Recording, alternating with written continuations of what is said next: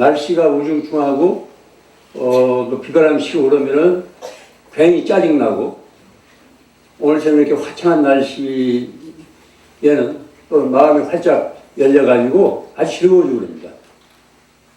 요즘 그 연일 맑게 개인 이 청명한 가을 날씨 덕에 저도 여러 가지를 이제 일상을 흥겹게 지냈습니다.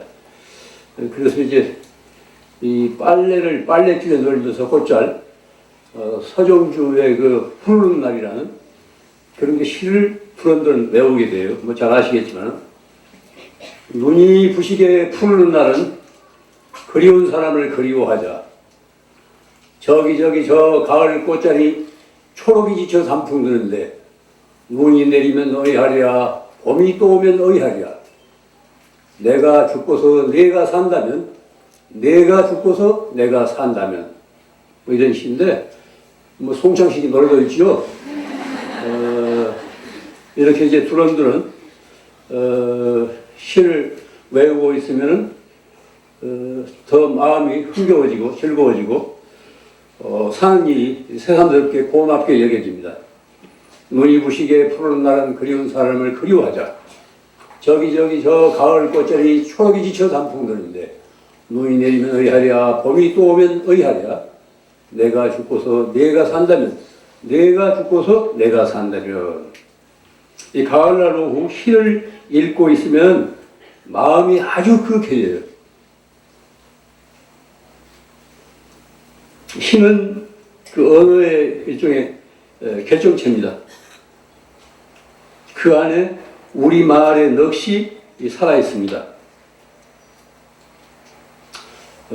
시를 두런두런 외우고 있으면 우리말의 아름다운 그 속 얼굴이 투명하게 드러나요.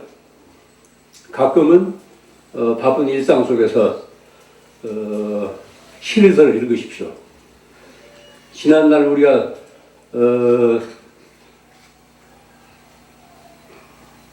소년이나 소녀 시절, 고등학교 시절, 중고등학교 시절, 선생님은 시절을 외웠지 않습니까?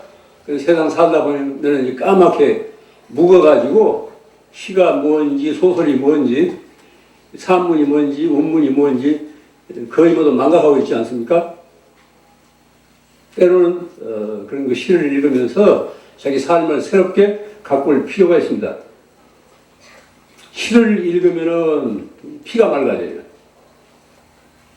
무뎌진 감성에 녹이 벗겨집니다. 우리들 뭐 험한 세상 사느라고 우리들 감성이 얼마나 무뎌졌어요. 달이 뜨는지 해가 돋는지 별이 있는지, 특히 뭐 도시에서는 뭐 환경 자체가 그러니까, 그런데 거의 뭐 무뎌지고 있습니다. 저는 요즘 밤으로 당시를 더 읽고 있는데, 왕유나 백낙천의 시를 읽고 있으면은 이 사는 일이 새삼스럽게 고마워집니다. 우리는 요즘 눈을 뜨기 무섭게 지겹고 짜증스러운 뉴스에 크게 위축되고 있습니다. 미국발 금융 위기가 어떻고, 외환 사정이 어떻고, 펀드와 주권으로 몇 조 원을 날리고, 농사를 짓지도 않는 사람들이 국민의 세금으로 이루어진 쌀 직부를 받아가고, 들리는 소식마다 우리를 몹시 우울하게 합니다. 경제를 살리겠다고 나선 사람들이 경제를 살리기는커녕 널뛰고 있는 경제에 갈팡질팡 쫓기고 있는 그런 그 실정입니다. 입만 벌면 우리가 경제 하는데 우리는 과연 가진 것만큼 행복한가? 스스로 물을 수 있어야 됩니다. 많이 가진 사람들은 그만큼 더 행복한가? 그렇다고 해서 많이 갖지 못한 사람들은 다 불행한가요? 이것은 물음을 스스로 자기에게 던져야 됩니다. 외부적인 여건만 가지고 행불행을 평가할 수는 없습니다.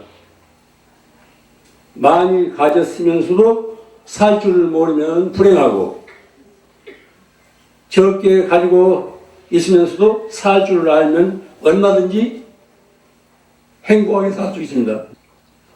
그렇기 때문에 행복과 불행은 외부적인 상황이나 여건에만 있지 않고 내적인 수용 여부에, 즉 받아들이는 삶의 자세에 행복과 불행이 달려있다고 할 수 있습니다. 요즘처럼 들려오는 소식에 휩쓸리다 보면은 우리들 자신이 너무 왜소해지고 무기력해집니다. 살아가는 일에 자신을 잃고 끝없이 방황하게 됩니다. 그러나 이와 같은 외부적인 현상만이 삶의 전부는 아닙니다. 경제 하지만 경제만이 우리 삶의 전부가 아닙니다. 눈을 아래로 돌리면은 보다 긍정적이고 아름답고 향기로운 영역이 얼마든지 있습니다.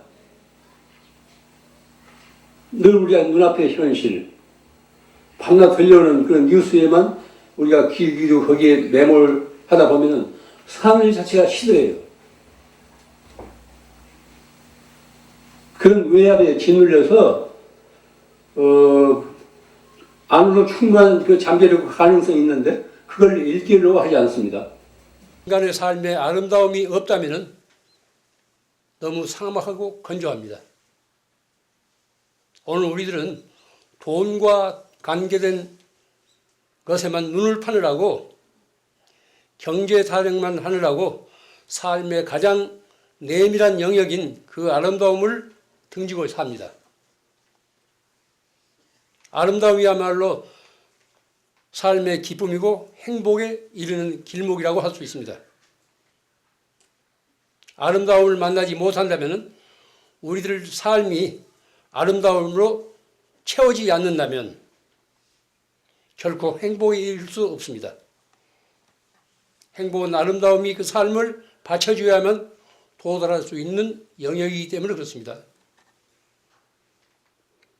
아름다움을 소유할 수 있습니까? 한번 생각해 보십시오. 우리가 아름다움을 소유할 수 있을까? 소유는 욕망이기 때문에 거기 진정한 아름다움은 없습니다. 제 이게 경험입니다. 제가 서울 봉은사에 있을 때 무슨 글을 읽다가 자극을 받아가지고 백자 항아리를 하나 가지고 싶었어요. 그래서 인사동에 가서 이제 나는 거사님을 통해서 항아리를 하나, 옛날 항아리를 하나 구했습니다. 약간 금이 같지만은. 며칠 동안은 아주 애주중지하고 밤에 자다가도 벌떡 일어나서 이제 불을 켜고 보고 이랬습니다. 그런데 한 달쯤 지나가니까 거기 항아리가 있는지 없는지 관심이 없어요. 왜냐하면은 항아리 자체의 아름다움에 매혹된 것이 아니고 남도 가졌으니까 나도 하나 가져보겠다는 이런 욕심 때문에 그런 현상이 일어나는 겁니다. 아름다움은 결코 소유할 수 없습니다. 남이 가졌다고 해서 충동적으로 그걸 가지려고 하면은 아름다움하고는 거리가 멉니다. 소유로부터 자유로울 때 거기 비로소 아름다움이 드러납니다. 내 소유물이 아니라도 보는 눈과 투명한 감성이 갖추어 있다면 어디서나 아름다움을 만날 수 있습니다. 제가 몇 해 전에 곤지암 보원료에 가서 잘 아는 집이라서 거기서 전혀 유액을 바르지 않고 천연 그대로 구워 놓은 항아리가 눈에 띄어서 내가 이제 유심히 봤더니 거기 이제 주인인 김 선생님이 선뜻 저한테 이제 안겨줘요. 염치 없이 거기 가면 제가 뭘 자꾸 얻어옵니다. 그 항아리는 내가 욕심이 나서가 아니고 그 아름다움에 내가 반해서 좋아했기 때문에 지금도 늘 두고 있으면은 거기서 아름다운 모습이 풍겨 나와요. 내 마음이 아주 정결해져요. 하나의 항아리지만, 조그만 항아리지만은 내가 욕심을 갖지 않고 텅 빈 마음으로 보니까 그 아름다움, 그 항아리에 지은 아름다움을 내가 시시로 캐낼 수 있는 겁니다. 소유로부터 자유로울 때 거기 비로소 아름다움이 드러납니다. 내 소유물이 아니라도 본능과 투명한 감성을 갖추고 있다면 어디서나 아름다움을 만날 수 있습니다. 투명한 감성을 다른 말로 표현하면 순수한 사랑입니다. 순수한 사랑이 없으면 아름다움을 만날 수 없습니다. 따뜻한 사랑의 눈으로 보면은 보이는 것마다 모두 아름다움을 지니고 있습니다. 그것은 어디에도 집착함이 없는 우리 본성이기도 합니다.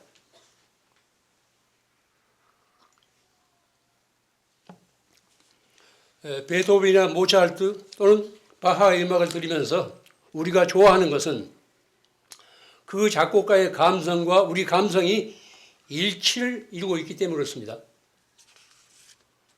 그런데 어떤 사람은 같은 음악을 들으면서도 좋은 사람이 있는가 하면은 어떤 사람은 황홀에 빠집니다. 이것은 작곡자나 연주자 혹은 내 자신이 일체감을 이루느냐 못 이루느냐에 달려 있습니다. 어떤 아름다운 사물을 접했을 때 하나가 돼야 돼요. 나와 그 대상이 하나가 될 때 그 대상이 지니고 있는 가장 오묘한 아름다움을 우리가 캐낼 수 있고 만날 수 있습니다. 모든 예술품은 그것을 만든 사람에 의해서 완성되는 것은 아닙니다. 그는 그 작품의 절반의 혼밖에 불어넣을 수가 없습니다.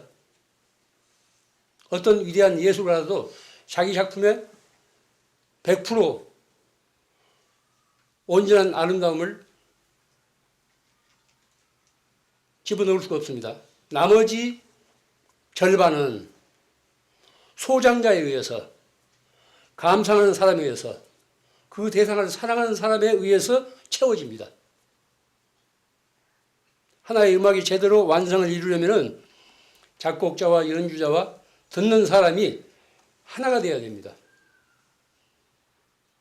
우리가 진짜 아름다운 사물을 보려면, 인식하려면, 경험하려면 도자기가 됐건 그림이 됐건 건축물이 됐건 하나가 돼야 돼요. 모든 분별을 떠나서 욕심을 떠나서 하나가 될 때 아름다움의 극치를 우리가 체험할 수 있습니다. 어떤 얼굴이 아름다운 얼굴일까요?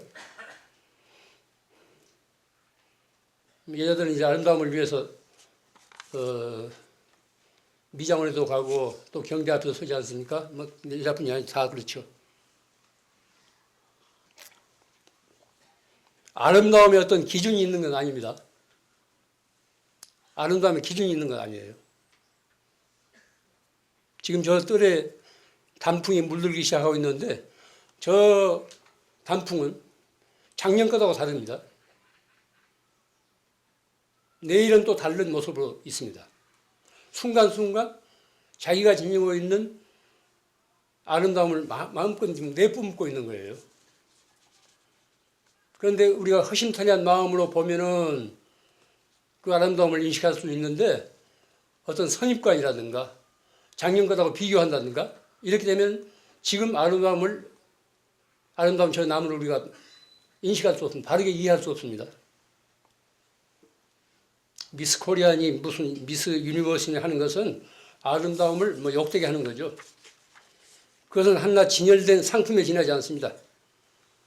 혼이 빠져나간 인형들이죠. 지가 무슨 잘났다고 발가벗고 이제 군중 앞에 그렇게 폼을 재고 있습니까? 또 그런 걸 모두 주관하는 녀석들도 골빈 녀석들이에요. 아름다움을 모독한 무리들입니다. 누구나 그 나름의 아름다움을 지니고 있습니다. 아름다움은 표준이 있는 게 아닙니다. 누구나 자기 나름의 아름다움을 다 지니고 있어요. 투명한 감성인 사랑이 있어야 그 아름다움을 찾아낼 수 있습니다. 마치 조각가가 아무런 표정도 없는 돌덩이에서 아름다움을 캐내듯이 그렇습니다. 인재선사어록에 이런 구절이 있습니다. 무사시 귀인 단막조자. 번역한다면 있는 그대로가 귀하다. 일부러 꾸미려고 하지 말라. 있는 그대로가 귀하다는 거예요. 그건 독특한, 누구도 닮을 수 없고 독특한 거예요. 저마다 독특한 모습을 지니고 있습니다. 아름다움을 지니고 있습니다. 그래서 남과 비교해서 그걸 꾸미려 하지 말라는 거예요.